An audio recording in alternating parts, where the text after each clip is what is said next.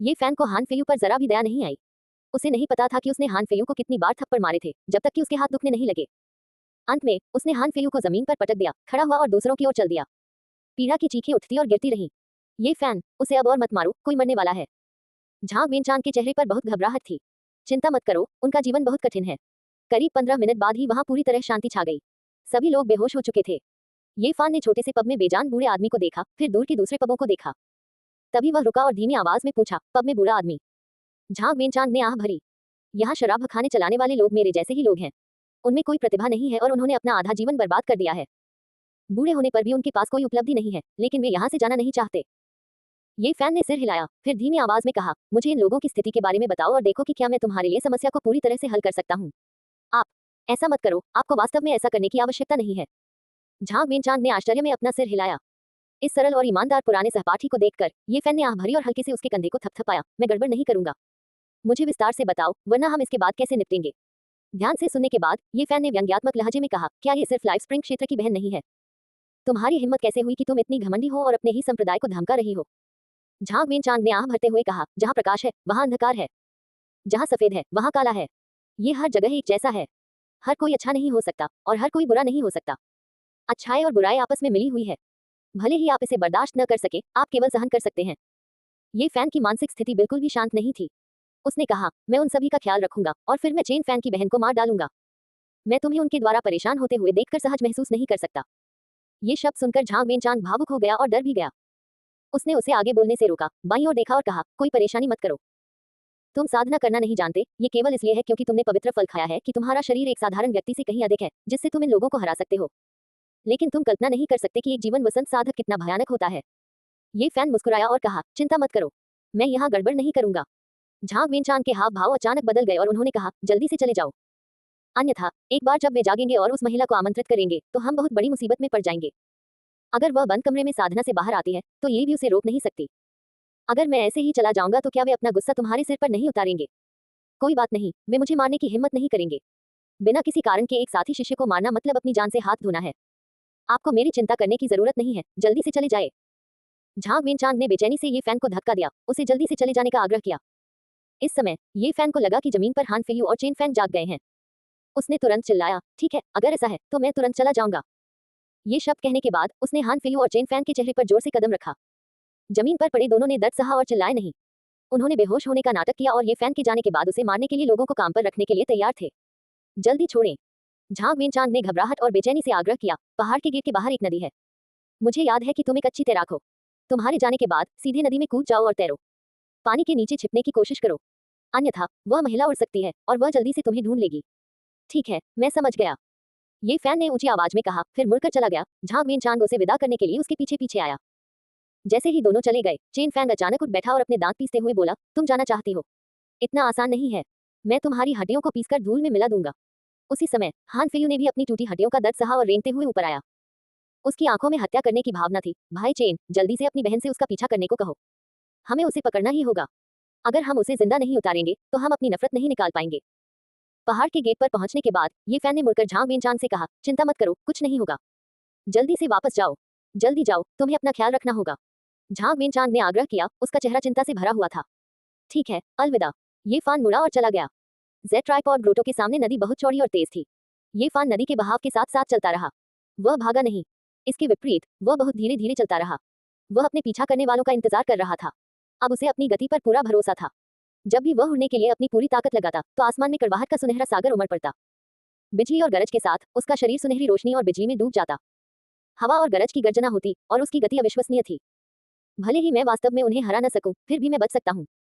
अभी एक चौथाई घंटा ही बीता था कि नदी के ऊपरी हिस्से से हवा में कुछ टूटने की आवाज आई। इंद्रधनुषों पर सवार कई आकृतियां दौड़ती हुई आईं। छोड़ना चाहते हो? इतना आसान नहीं है। नीले रंग की पोशाक पहने एक महिला ने धीरे से चिल्लाते हुए कहा। उसके कपड़े हवा में लहरा रहे थे। वह ये फैन के सामने आ गई और उसका रास्ता रोक दिया। फिर अन्य 3 लोग भी उड़कर आए और ये फैन के भागने का रास्ता काट दिया और उसे बीच में घेर लिया।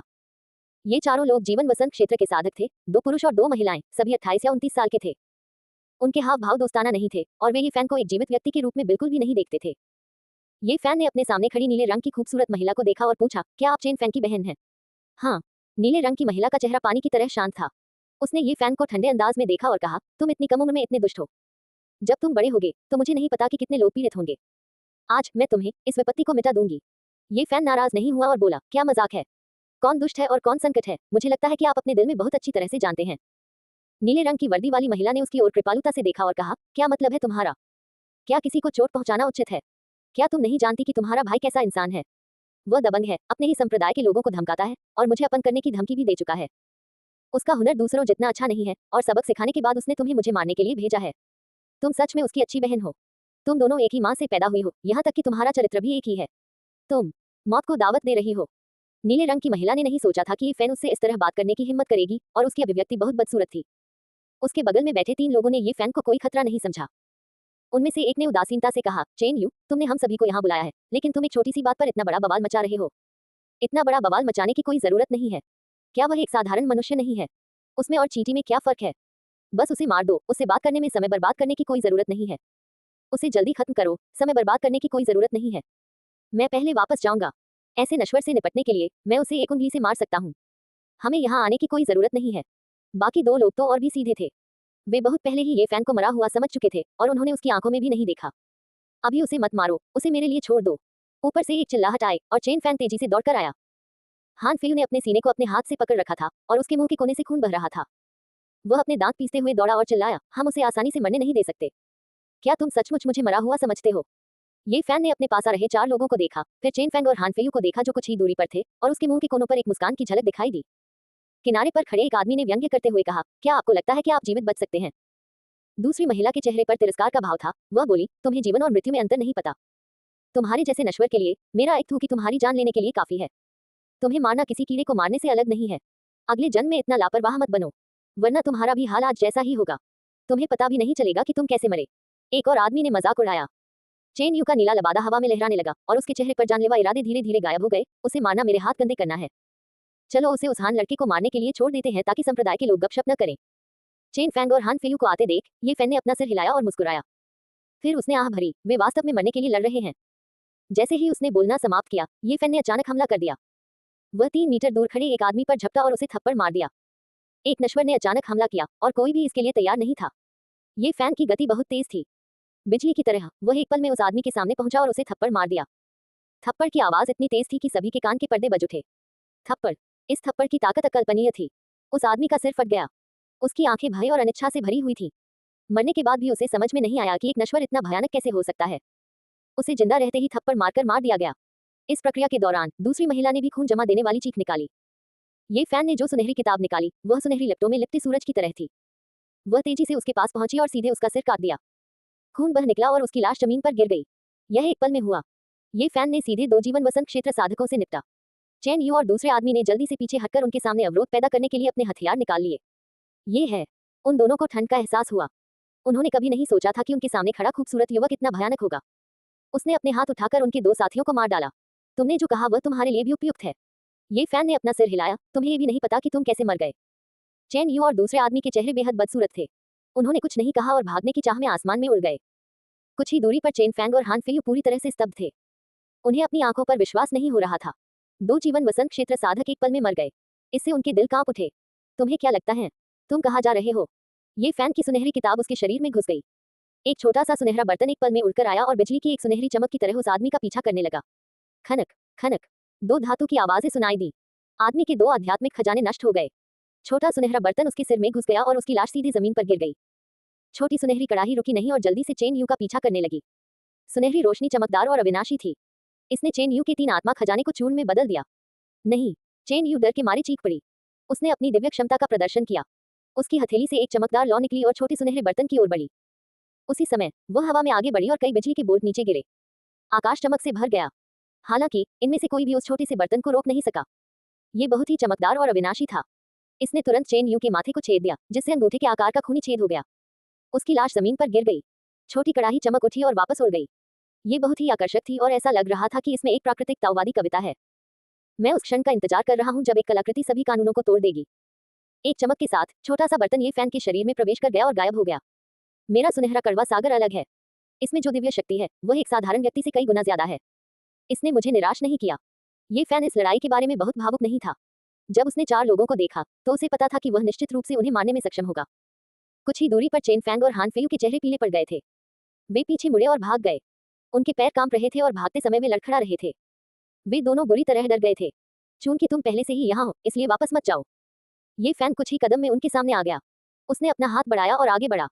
चेन फैंग की मौके पर ही मौत हो गई और वह धूल में गिर गया। हान फेयू डर के मारे चिल्लाया, मुझे मत मारो। मैं इससे कोई फर्क नहीं पड़ता कि तुम कौन हो। तुम्हारे दादाजी की हत्या मेरी वजह से हुई।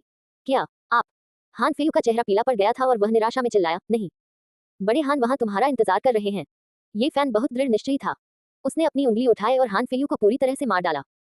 दृश्य को साफ करने के बाद जैसे ही ये फैन खड़ा हुआ, आकाश से हवा में किसी चीज के चीरने की आवाज आई। सफेद बालों और युवा रंगत वाला एक बूढ़ा आदमी झांग वेन चांद के साथ उड़कर आया और जल्दी से उतर गया। भगवान का शुक्र है कि आप सुरक्षित और स्वस्थ हैं। झांग वेन चांद बहुत उत्साहित था। वह जल्दी से दौड़कर आया और बोला, मैंने एल्दमायून को आमंत्रित किया है। वह तुम्हें विदा करेंगे। ये फैन बहुत भावुक हो गया। उसने मुस्कुराते हुए कहा, चिंता मत करो, मैं बहुत मजबूत हूँ। तुम। उस पल एल्दमायून की अभिव्यक्ति अचानक बदल गई। उसे खून की गंध आई और उसने ये फैन को घूर कर देखा। तुमने उन सभी को मार डाला। वे मुझे मारना चाहते थे। मेरे पास लड़ने के अलावा कोई विकल्प नहीं था। ये फैन ने शांति से उत्तर दिया।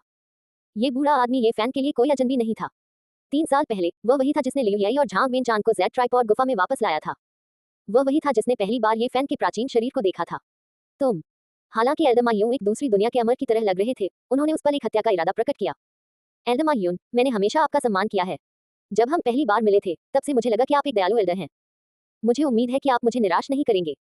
मुझे विश्वास है कि आप सच्चाई जानते हैं और सही और गलत क्या है। उस समय ये फैन धीरे धीरे हवा में ऊपर उठा।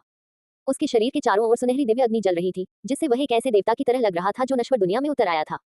उसने कहा, मेरी गति के साथ तुम मुझे रोक नहीं पाओगे। आप वास्तव में खेती कर सकते हैं। एल्दमायून का चेहरा सदमे से भरा हुआ था। उसने खुद से कहा, तुम प्राचीनों के पवित्र शरीर हो। तुम स्पष्ट रूप से साधना नहीं कर सकते, लेकिन तुम पहले से ही जीवन वसंत क्षेत्र में पहुंच चुके हो। क्या आदिम निषिद्ध भूमि से पवित्र फल ऐसे जादुई प्रभाव डाल सकते हैं? खेती की यह गति भयानक है। मैं बस भाग्यशाली था। क्या आप जेड ट्राइपॉड ग्रोटो में शामिल होने के लिए तैयार हैं? एल्दमायून का चेहरा आशा से भरा था। मैं आपकी दयालुता की सराहना करता हूँ, लेकिन मैं स्वतंत्र और अनुशासनहीन रहने का आदी हूँ। मैं किसी भी संप्रदाय में शामिल होने के लिए उपयुक्त नहीं हूँ। एल्दमायून बहुत पछतावे से भरे हुए दिखे और आह भरते हुए बोले, उस दिन हमसे गलती हो गई। मुझे यकीन नहीं होता कि हमने तुम्हें अस्वीकार कर दिया। बड़ी माँ, आप आज के मामले को कैसे संभालेंगी? ये फैन ने शांति से पूछा। नीचे झांग वेन चांद पूरी तरह से अचंभित था। वह ये फैन को घूरता रहा, जो चमकदार सुनहरी रोशनी में स्तब्ध था। उसे यकीन करना मुश्किल हो रहा था। मैं उन लोगों के चरित्र को जानता हूँ। एल्दमायून ने कुछ देर तक सोचा और फिर कहा, तुम्हें चले जाना चाहिए। धन्यवाद, एल्डर। ये फैन ने आगे कहा, मैं वेन चांद को अपने साथ ले जाना चाहता हूँ। क्या आप उसके बारे में चिंतित हैं? एल्दमायून ने अपना सिर हिलाया। उस समय मैं ही वेन चांद और यी को संप्रदाय में वापस लाया था। मैंने उनकी पर्याप्त देखभाल नहीं की। आज मैं वेन चांद को अपना शिष्य बनाऊंगा। अब से कोई भी उसे अपमानित करने की हिम्मत नहीं करेगा। तो फिर मुझे राहत मिली। धन्यवाद, बड़ी माँ। नीचे झांग वेन चांद को ऐसा लग रहा था जैसे वह किसी सपने में था। सब कुछ अवास्तविक लग रहा था। बड़े भाई, कृपया मेरे बारे में किसी को मत बताना। बुजुर्ग माँ यून ने सिर हिलाया, मैं समझ गया। ये फैन जमीन पर उतरा और झांग वेन चांद के पास गया। अलविदा। मैं भविष्य में तुमसे मिलने फिर आऊंगा। ये फैन के जाने के काफी समय बाद भी झांग वेन चांद अभी भी चुपचाप उसे जाते हुए देख रहा था। भले ही तुम थोड़े धीमे हो, लेकिन तुम दयालु हो। दयालु होना एक आशीर्वाद है। एल्दमायून ने झांग वेन चांद के कंधे को थपथपाया। फिर उसने ये फैन की तरफ देखा और भावशून्य भाव से देखा। कोई नहीं जानता था कि वह क्या सोच रहा था। 2 दिन बाद ये फैन ने सुना कि जयान कबीले और याओगुआन पवित्र भूमि ने मिलकर बंज पुरातनता के निषिद्ध क्षेत्र में प्रवेश करने वाले थे। वह भयानक निषिद्ध क्षेत्र यान साम्राज्य के केंद्र में स्थित था। लोग किसी भी दिशा से वहां जा सकते थे। हालांकि चूंकि जयान कबीले और याओगुआन पवित्र भूमि ने मार्ग तय कर लिया था, इसलिए लगभग सभी साधकों ने समाचार सुनकर उस दिशा को चुना। कई दिन बीत चुके थे। जयान कबीले और याओगुआन पवित्र भूमि के साधक पहाड़ के बाहर एक छोटे से शहर में रह रहे थे। उनका अभी भी वहां से जाने का कोई इरादा नहीं था। दूसरे साधक सिर्फ पहाड़ के इर्द गिर्द ही घूम सकते थे। ये फैन पहले तो अकेले ही अंदर जाना चाहता था, लेकिन स्थिति के बारे में जानने के बाद उसे बहुत पसीना आ गया। उसने याओगुआन पवित्र भूमि और जयान कबीले का अनुसरण करने का फैसला किया। पहले उन्हें खतरे का सामना करने दो। मैं मुश्किल हालात में मछली पकड़ूंगा। दिव्य औषधि उसके लिए बहुत ही आकर्षक थी। चाहे वह कितनी भी खतरनाक क्यों न हो, उसे पाना ही था। उसका सबसे बड़ा फायदा यह था कि उसने एक दिव्य फल खाया था जो निषिद्ध क्षेत्र के अभिशाप का प्रतिरोध कर सकता था। पहाड़ के बाहर हर दिन कई अपरिचित चेहरे दिखाई देते थे। पूर्वी बंजक क्षेत्र से अधिक साधक आ रहे थे। पिछले कुछ दिनों में ये फैन आसपास के इलाकों में घूम रहा था और उसने बहुत सारी बहुमूल्य जानकारी प्राप्त की थी। सालों पहले एक दिव्य संप्रदाय ने बंज पुरातनता के निषिद्ध क्षेत्र पर हमला किया था, लेकिन इसे पूरी तरह से नष्ट कर दिया गया था। तब से बंज पुरातनता का निषिद्ध क्षेत्र और भी अधिक भयानक हो गया था। इसका साधकों पर बहुत प्रभाव था। ये सभी अलौकिक शक्तियों को प्रतिबंधित कर सकता था और यहाँ तक कि शक्तिशाली साधकों को नश्वर बना सकता था। यह मेरे लिए एक अवसर हो सकता है। ये फान को डर नहीं लगा। इसके बजाय उसकी आंखें चमक उठी। आधा महीना और बीत गया। जियान कबीले और याओगुआन पवित्र भूमि अभी भी आगे नहीं बढ़ पाए थे। ऐसा लग रहा था कि वे किसी चीज का इंतजार कर रहे थे। इस दिन ये फैन ने जोई, वांग जिवेन, लिन जिया और ली जियाओन को दूर से देखा। जब वे छोटे शहर में जा रहे थे तो जियान कबीले और याओगुआन पवित्र भूमि के कई साधकों ने उनकी रक्षा की। ये फान ने भौहें सिकुड़ी। उसे पता था कि दोनों कबीलों को पता चल गया होगा कि ये लोग बंज पुरातनता के निषिद्ध क्षेत्र में प्रवेश कर चुके हैं। वे शायद स्थिति के बारे में और अधिक जानना चाहते थे और उन्हें अपने साथ जाने भी देना चाहते थे। मर गए, सब मर गए। पहाड़ के बाहर एक सफेद बालों वाला बूढ़ा पागल रो रहा था और हंस रहा था। वह कुछ शब्द दोहरा रहा था। ये फान उसके पास गया और पूछा, बूढ़े आदमी, आप किस बारे में बात कर रहे हैं? मर गए, सब मर गए। जब तक हम निषिद्ध भूमि में प्रवेश करेंगे कोई भी जीवित नहीं बच पाएगा। वह एक ही समय में रो रहा था और हंस रहा था। वह पूरी तरह से विक्षिप्त था क्योंकि उसने कहा, मैं पहले से ही खून की नदियां और लाशों के पहाड़ देख सकता हूँ। तुम। ये फान ने उसे घबराहट में देखा। वापस लौट जाओ, नहीं तो तुम भी मर जाओगे। बूढ़ा पागल चिल्लाया और हंसा। उसने कहा, अंतहीन हड्डियां, लाशों के पहाड़ और खून का समुद्र, ये फिर से यहाँ है। ये फान उलझन में था और समझ नहीं पा रहा था कि क्या हो रहा है।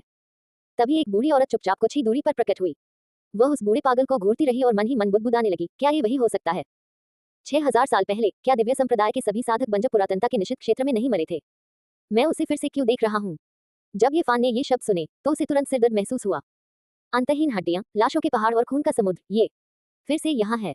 सफेद बालों वाला बूढ़ा पागल रोया और हंसा जब वह पहाड़ के बाहर आगे पीछे चल रहा था।